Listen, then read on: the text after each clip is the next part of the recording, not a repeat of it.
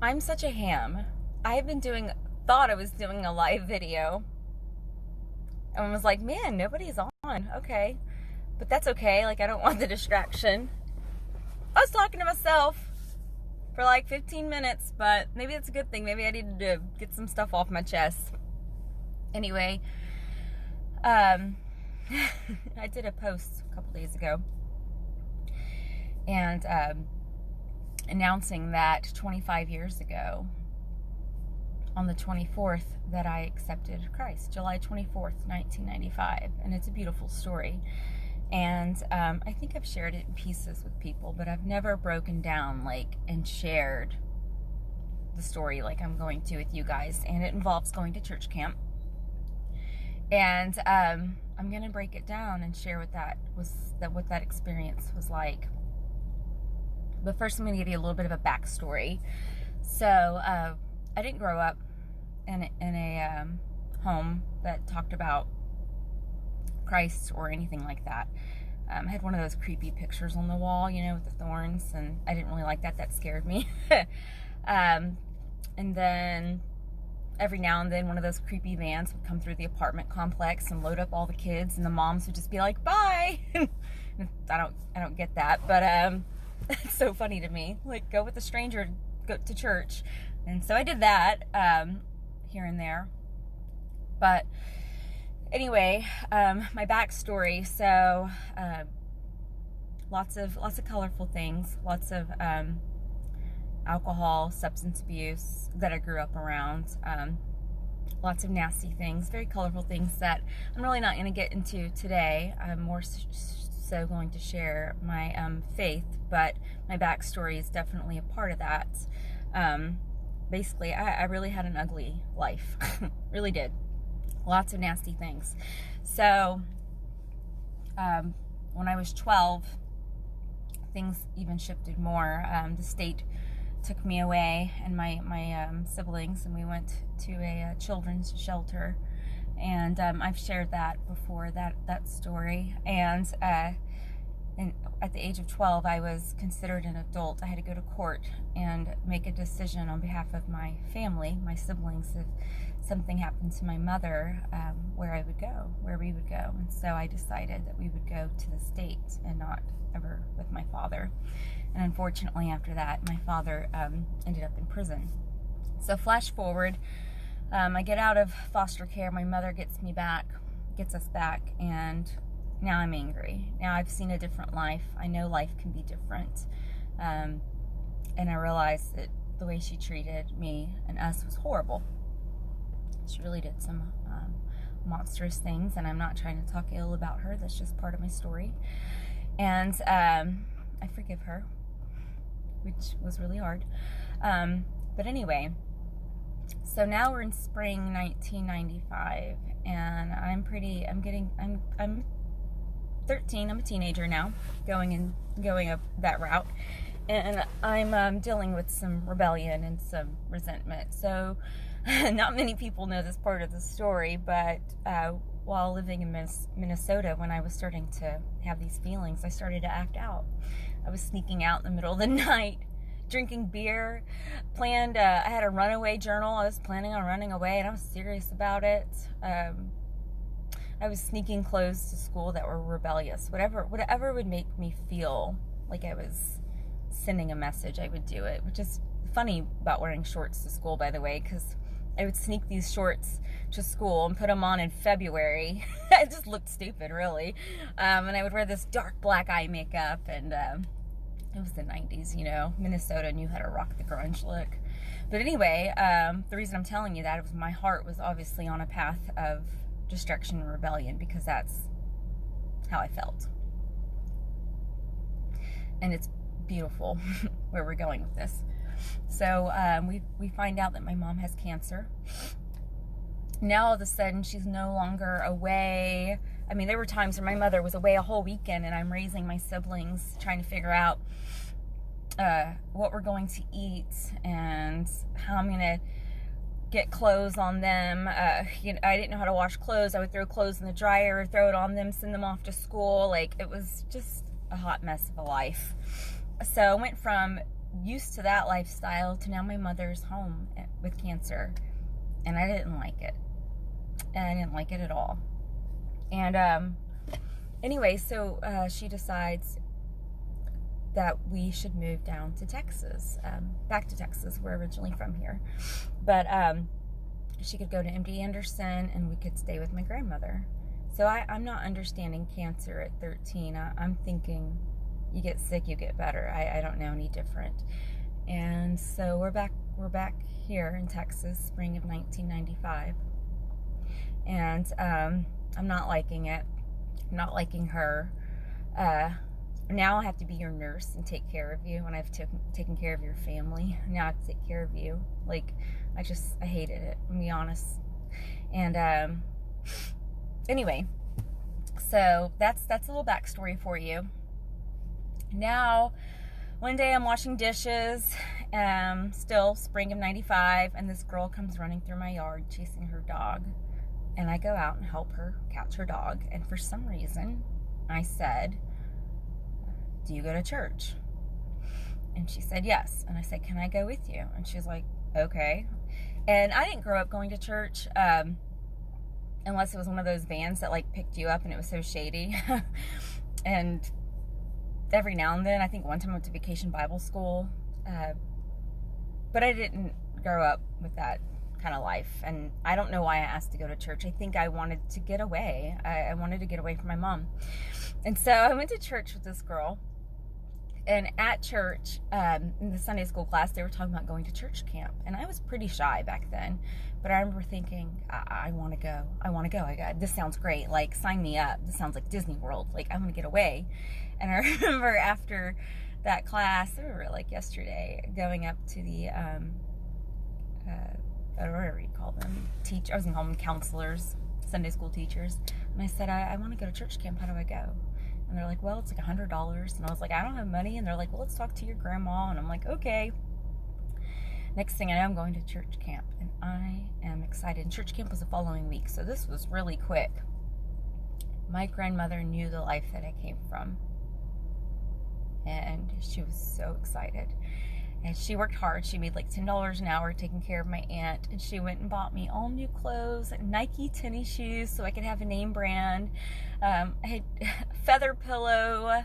Like, she wanted me to feel great going on this camp. Like I was the new kid. And I was. No one knew. No one knew my past story. No one knew that I was like trailer trash. By the way, I don't take that logo. Like, I don't wear that on my brand. But at the time, that's how I felt. Like, total gross kid. Like, it was poor, gross, yucky. Like, nobody wanted to be your friend unless you were in that same circle too. So here I am, like, going to camp with all these new things.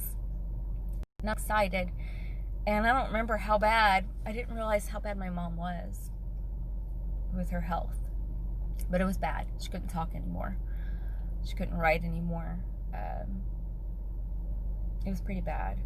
And I remember my grandma was like, something may happen while you're gone. And I'm like, I didn't get it. No one ever really had the conversation with me. I didn't understand. So I go off to camp, and I don't even tell my mom goodbye. I remember that morning having to run in there and get something out of my drawer and turning around and seeing her in bed. And that was the last time I saw her alive. And, well, I guess you know where the story's going because I just dropped it. But, and I remember getting to the church and my grandma saying, I need the church's number, a church camp's number. I need that number in case something happens to your mom. And I remember thinking, like, shut up already. Like, again, I had a different spirit back then. Like, I was going through an angry phase. I just remember being like, why do you keep bringing that up? And I remember it like yesterday, sitting on the bus and watching her look, like, who do I talk to so I can get a number in case something happens. So I go off to camp, and it's Monday, first day at camp, July 24th. And for the first time, I felt safe, admired even. The girls were talking to me. I didn't have friends. I was the odd person. Like, you didn't want to be my friend. I was obviously, like, you know, different. But these girls didn't know that. My grandma did such a good job at making me fit in. And for the first time I had friends. Girls, pretty girls that talked to me, you know? Anyway, and they took me under their wing, and it was like a group of them. And so at first, church camp was fun. Like, I didn't know much about it. I just knew it was an escape. So the first night, I remember sitting there, and it was beautiful. I remember this man on stage talking about Jesus. And again, I'm not really tuned in to much of what's going on. I'm just glad to be away. But he was talking about not having a father. And it got my attention. And I was like, I don't have a dad. My dad's in prison. And I've never really had a dad. And I remember him talking about Jesus being a father to the fatherless. And in that moment, I felt so much peace. And I remember thinking, I want that. I can have a daddy. Okay. That's my daddy. Yeah, this sounds probably cheesy, but I remember finally feeling like I fit somewhere. And I accepted Christ just like that. I didn't need to know anything else. I just was like, I'm home. This is home. I've always felt different anyway. The way I grew up, the way I saw things, the ugly things, I always in my head, even though I went through a rebellious spirit right before that happened, that makes total sense, you know? But growing up, I always had, it was just things were different. I didn't understand why people could be so wicked and ugly and why my mother would do certain things. And anyway, so it makes sense that my heart just really took on that message. So, by the way, I see messages coming in, but I really want to stick to my story, so I will reply to y'all's messages later, because I still have some more stuff to get through. So, Monday night I accept Christ, and it was like a cleanse. But I don't know if you know Joyce Myers, but she has a similar story to mine. And she talks about how when she accepted Christ, that she felt like she had a cleanse, but she still felt dirty inside. And it's true. I did. I felt as clean as I could possibly feel. It was good. But I had a lot of past turmoil stuff to work through later on, you know?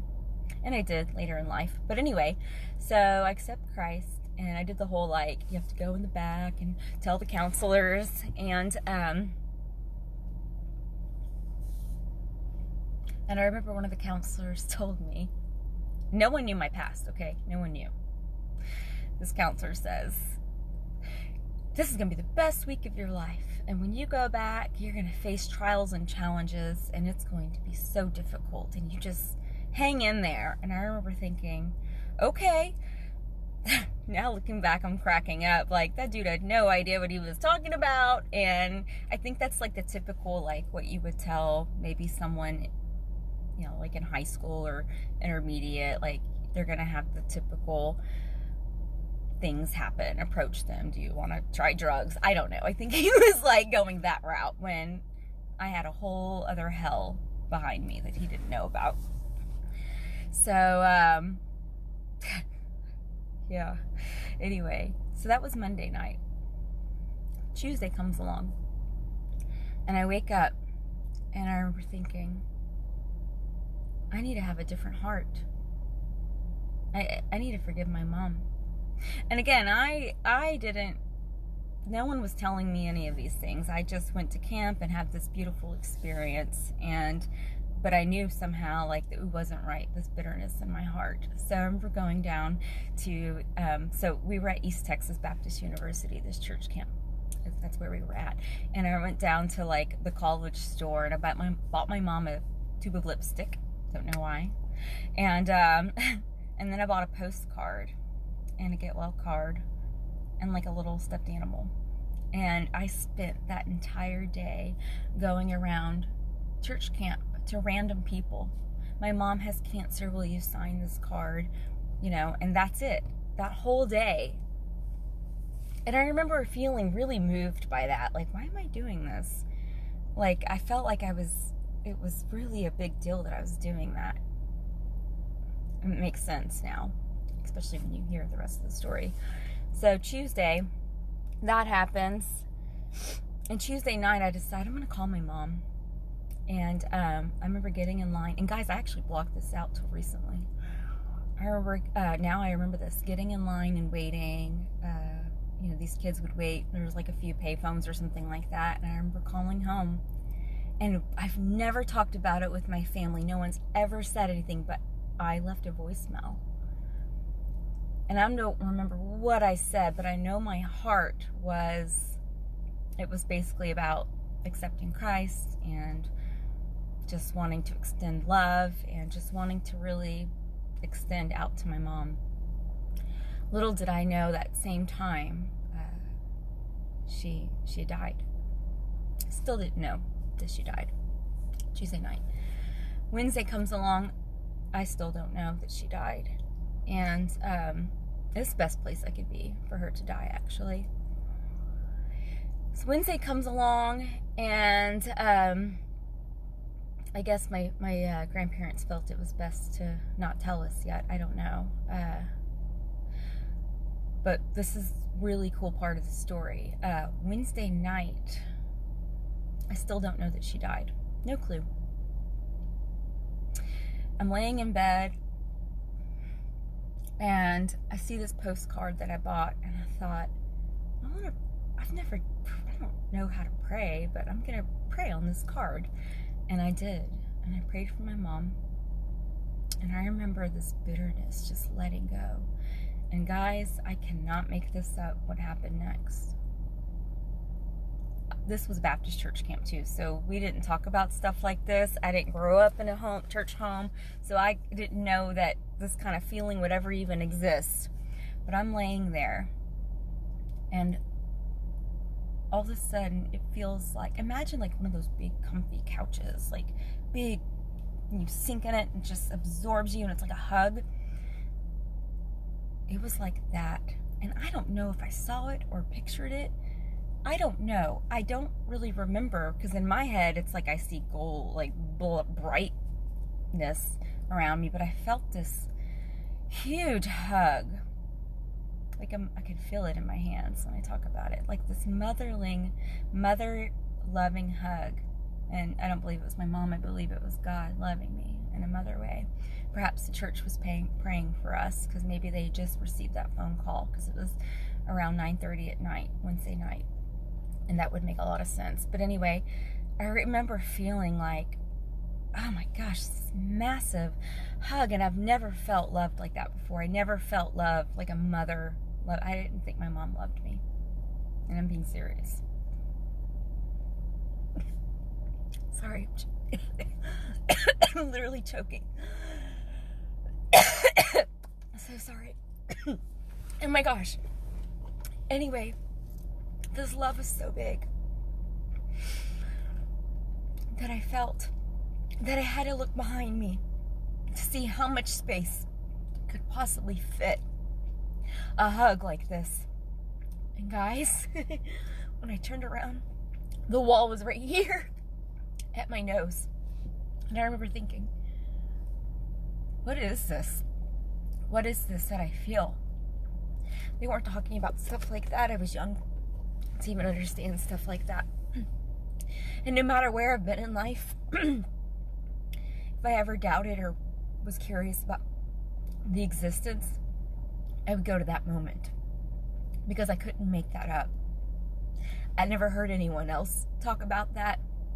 I didn't even know what the word testimony was at the time. I was still early in my faith. You didn't hear stories like that. And I will never forget that feeling. So that was Wednesday night. And then Thursday morning, that's today, 25 years ago today. So I didn't do this video as I promised a few days ago, because I really didn't know where to go with it, because I have so many layers to my story. So I thought, well, today's fitting, because today's the day that I found out. So I'm going to morning service today, 25 years ago. I'm noticing there's like no adults with my particular church camp. So this church camp had a lot of other churches. What's fascinating, guys, stay tuned because there's more. This church was several hours away. It was in Marshall, Texas. And so there's more to that in a second. So I'm going to morning service, and I'm looking around, and it's different. Something's different. The camp already knew. All the adults knew. And none of the adults were there in our group, and I thought that was odd. And I remember this woman panicking and looking down the row and said, "Brandy and Candy." I have a twin named Candy, and she's with me. And they're like, "Brandy and Candy, the counselors are looking for you." And I was like, "Oh my gosh, why? Why are they looking for me? Like, us." I remember us leaving the service and walking into another room. And you know what I thought? I thought, crap, they know me. They know that I'm trailer trash, poor, disgusting. And I come from a horrible home. They know now. Great. Like, this is over. Like, this whole, like, experience I got to have feeling like a normal kid is gone. That's not what they had to tell me.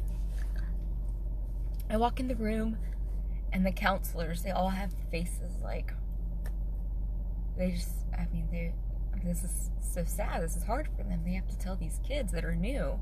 In fact, John Redmond was our youth pastor, First Baptist Pasadena. It was his first camp as a pastor, as a youth pastor. It was his very first church camp, and he has to deliver this news. So we're sitting there on this pew, and he looks over and says, "Your mother passed away." And I remember feeling relieved, but not relieved because she died. I was relieved that no one knew me yet. It was really sad. But I didn't really process the information, but my sister did. She sat there and cried and repeated it out loud and said, "You mean my mom died?" And they were like, "Yes." I was so used to surviving, though. I was so used to being the survivor in the family that I was used to kind of living in denial, so I didn't really process it. I can tell you that I did not want to go home. I wanted to stay at camp. By this point, I think the whole entire church camp found out, and when we had left that room, it was so weird. Walking back to the dorm, all the kids just staring. I think they knew, like, that must be the girl, and, like, her mom just died. It was so sad. It was so hard. I hated it. And I remember just clinging to my Bible, and I didn't really know the Bible. I only knew the few verses I had just learned. I knew John 3:16, and for God so loved the world, He gave His only begotten Son. I knew that one from camp. And I knew that He was a father to the fatherless, and that was it. And I remember clinging to my Bible and just reading whatever, trying to find hope and peace on the way home from this camp. And nothing made sense. And what's interesting, I didn't go home. We had a second home in East Texas, and this is the part that's really interesting. So church camp, I continued to go years after that, by the way, but that was the only year we were in East Texas. What's ironic is my mother wanted to be buried in Timpson, which is not that far from Marshall. What are the chances I go to church camp and it's not far from where she wants to be buried? So the church camp came to the funeral. They didn't come inside, but I remember them promising me, "We're gonna come." And I remember that's all I cared about. Like, I cared about, obviously, the passing of my mom and going to the funeral, but I remember, like, I didn't want to let go of this new hope that I had. I didn't understand. First of all, I didn't understand that the fact that I accepted Christ and He would never leave me, and that I had that. But I knew physically, like, I had my friends, and I had this new thing, and I didn't want to let that piece go, you know? And I'll never forget being at the funeral and hearing the charter buses come by. And they were in the parking lot, and they prayed. They came to my mom's funeral. And I remember feeling like so loved. Life was difficult still after that. I accepted Christ, and I no longer had my mother. And I was able to have a different life, but it was still very challenging. And I've been able to work through a lot of that. And I'm in a good place, but that story is really, it's really sweet. Like, it's really sweet, I think. I think it is. It's the best place I could have been. So, yeah, that's my story of how I discovered Christ, and I just wanted to share that because it was in a place of total darkness.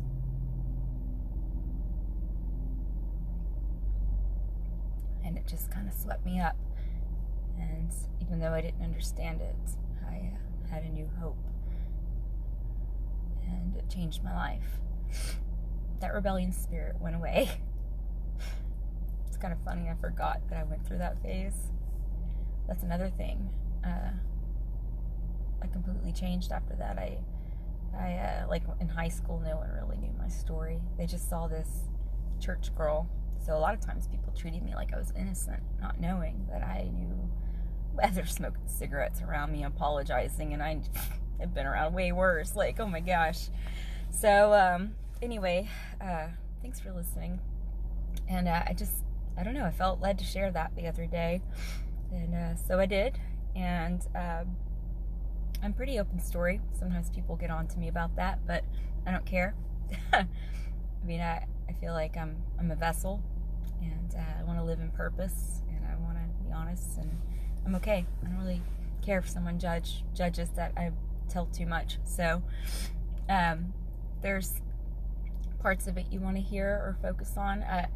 I'm happy to share. I've realized I have to zone down my videos to one particular story because my life has so many layers. My past story does. So thank you guys for listening, and I'm not sure why I felt led to do the video. I think it's interesting. It's not your typical story. It definitely creates a picture of an old life and a new life, and then the challenges. So thank you so much for watching, and thank you guys, and I appreciate it, and I love you.